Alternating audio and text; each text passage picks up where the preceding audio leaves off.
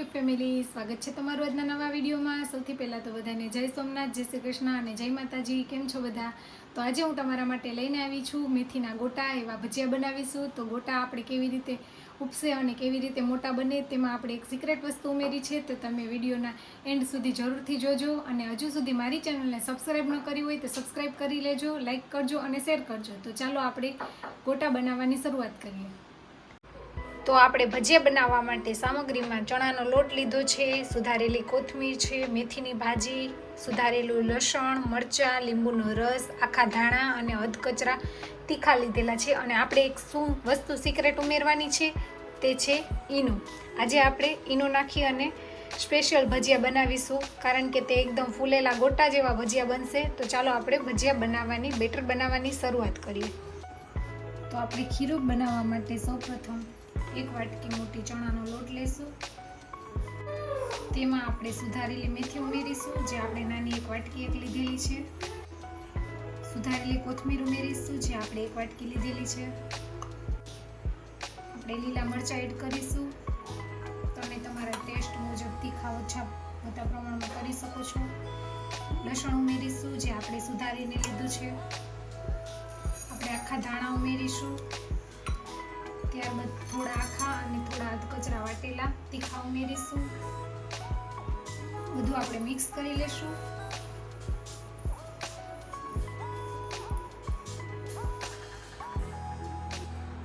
ત્યારબાદ આપણે સ્વાદ અનુસાર નમક ઉમેરીશું।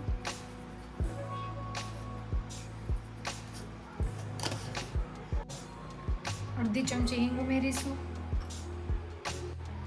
ત્યારબાદ આપણે થોડું થોડું પાણી લઈ અને બેટર તૈયાર કરીશું। ધ્યાનથી આપણે થોડું થોડું જ પાણી એડ કરવાનું છે।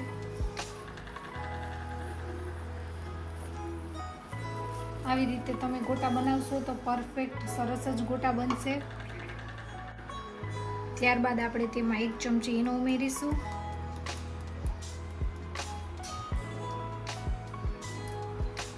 તેના ઉપર આપણે લીંબુનો રસ એડ કરીશું, બરોબર મિક્સ કરી લેશું।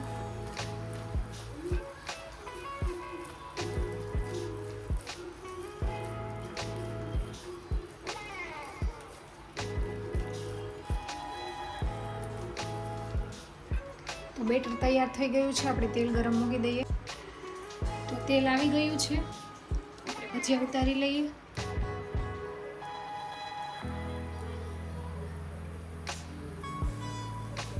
તમે જોઈ શકો છો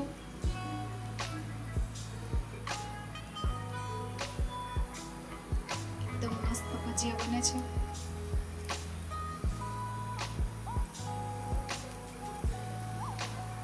નવી નવી રેસીપીના વિડીયો જોવા માટે મારી ચેનલને સબસ્ક્રાઈબ કરી ન હોય તો સબસ્ક્રાઈબ કરી લેજો। તમને રોજ નવા નવા વિડીયો જોવા મળશે। તમે જોઈ શકો છો બધા ભજીયા મસ્ત ફૂલીને દડા જેવા થઈ ગયા છે।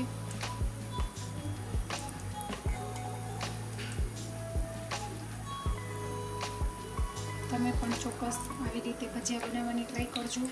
ઈનો નાખીને બહુ મસ્ત ભજીયા બને છે। લગ્ન પ્રસંગમાં હોય તેવા ગોટા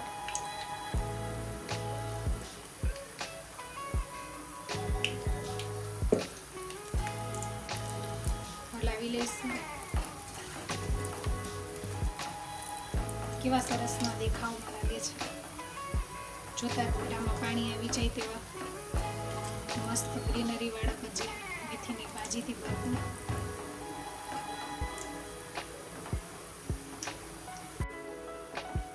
તો આપણે ઉલટાવી પલટાવી હલાવી લઈ અને બધા જ ભજીયાને તળીને તૈયાર કરી લઈશું।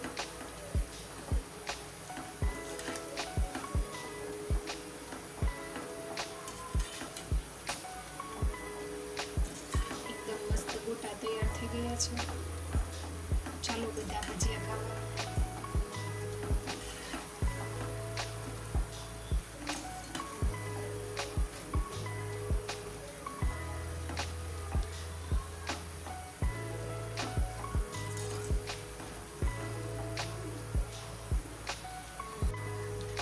ભજીયા તૈયાર થઈ ગયા છે. આપણે તેને કાઢી લઈશું.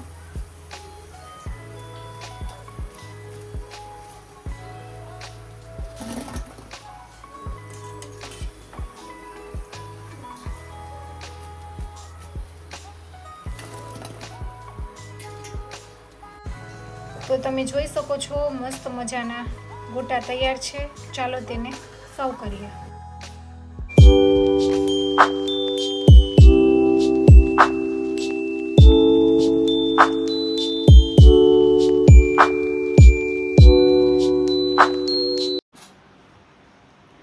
તો ફેમિલી, આજની ગોટાની રેસીપી તમને કેવી લાગી તે કોમેન્ટ કરીને જણાવજો. અને ચેનલમાં નવા હોય તો ચેનલને લાઈક, શેર અને સબસ્ક્રાઈબ કરજો. તો મળશું રેસીપીના નવા વિડીયો સાથે. આવજો. જય સોમનાથ. Bye bye.